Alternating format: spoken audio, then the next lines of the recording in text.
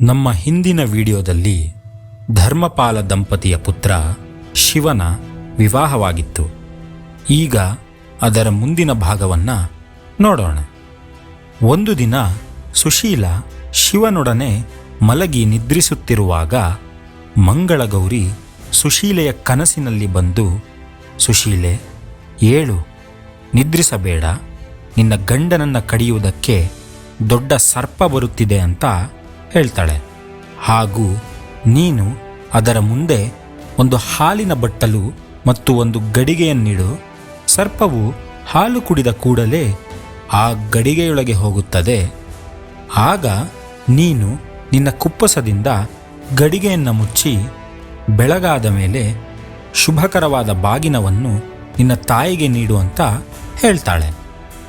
ಸುಶೀಲೆಗೆ ಎಚ್ಚರವಾದಾಗ ಒಂದು ಸರ್ಪ ಭಯಂಕರವಾಗಿ ಬುಸುಗುಡುತ್ತಾ ಬರುವುದನ್ನು ನೋಡಿ ದೇವಿ ಹೇಳಿದಂತೆ ಮಾಡಿ ಮಲಗುತ್ತಾಳೆ. ಆಮೇಲೆ ಶಿವನಿಗೆ ಎಚ್ಚರವಾಗಿ ತನಗೆ ಹಸಿವಾಗುತ್ತಿದೆ, ತಿನ್ನಲು ಏನಾದರೂ ಕೊಡು ಅಂತ ಕೇಳ್ತಾನೆ. ಆಗ ಸುಶೀಲೆ ಬೆಲ್ಲ ಮತ್ತು ಗೋಧಿ ಹಿಟ್ಟಿನಿಂದ ಮಾಡಿದ ಉಂಡೆಯನ್ನು ಒಂದು ಪಾತ್ರೆಯಲ್ಲಿ ಕೊಟ್ಟು ನಿದ್ರಿಸಲು ಹೋಗುತ್ತಾಳೆ. ನಂತರ ಶಿವ ಅದನ್ನು ತಿಂದು ಪಾತ್ರೆಯಲ್ಲಿ ಮುದ್ರೆಯುಂಗುರವಿಟ್ಟು ಮನೆ ಬಿಟ್ಟು ಹೊರಟು ಹೋಗುತ್ತಾನೆ. ಮರುದಿನ ಸಾಕ್ಷಾತ್ ಪರಮೇಶ್ವರನು ಶಿವನ ರೂಪದಲ್ಲಿ ಮನೆಗೆ ಬರ್ತಾನೆ. ಸುಶೀಲೆ ಮಡಿಯುಟ್ಟು ಮಂಗಳಗೌರಿ ಪೂಜೆ ಮಾಡಿ ಬಾಗಿನವನ್ನು ತನ್ನ ತಾಯಿಗೆ ನೀಡ್ತಾಳೆ. ಆ ಬಾಗಿನದಲ್ಲಿ ಒಂದು ಮುಕ್ತಾಹಾರವಿದ್ದು ಅದನ್ನು ಸುಶೀಲೆಗೆ ವಾಪಸ್ಸು ನೀಡ್ತಾಳೆ.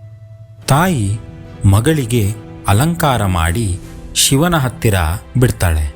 ಆಗ ಸುಶೀಲೆ ಈತ ತನ್ನ ಪತಿಯಲ್ಲ ಅಂತ ಹೇಳ್ತಾಳೆ.